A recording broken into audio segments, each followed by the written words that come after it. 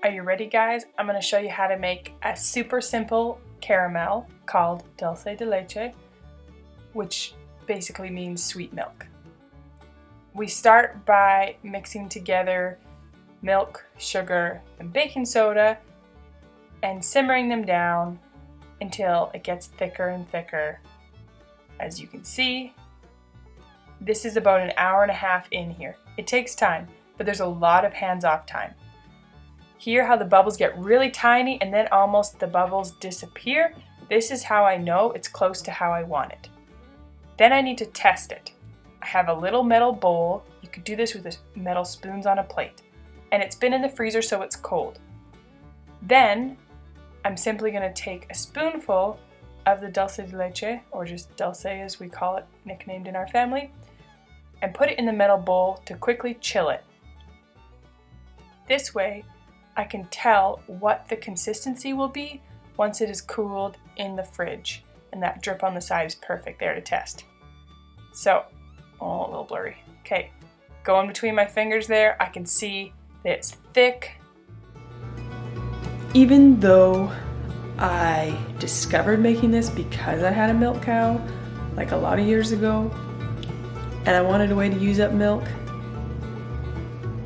you could do this with store-bought milk. You don't need a milk cow to make this. So that's the fun part. And while it takes a lot longer, I find it less finicky than other caramels. You can make it thick enough that it's like a scoopable caramel sauce, but I like to aim, like a scoopable caramel. I like to aim for more like a thick caramel sauce. So after I made the dulce de leche last night, I actually got lazy and I left it on the counter. But it's nice and thick. I was going for a thick caramel sauce, and when it's in the fridge, it will be even thicker.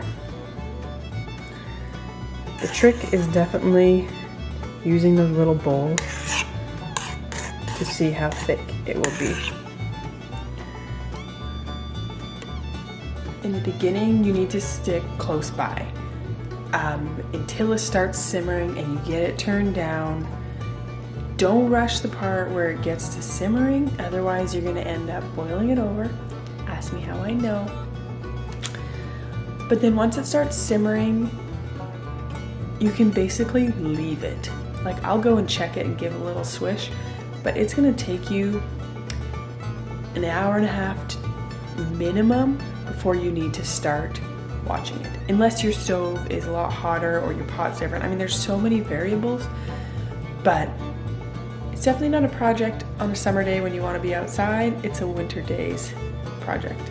I don't feel like I need to give you ideas for how to use this caramel sauce, this dulce de leche, but I can say that putting it in little jars, gifting it to people, you'll never go wrong there. Put it in coffee, put it on ice cream, put it on, have it with apples, have it on a spoon. I don't feel like you need too many suggestions here, but I think it's fun.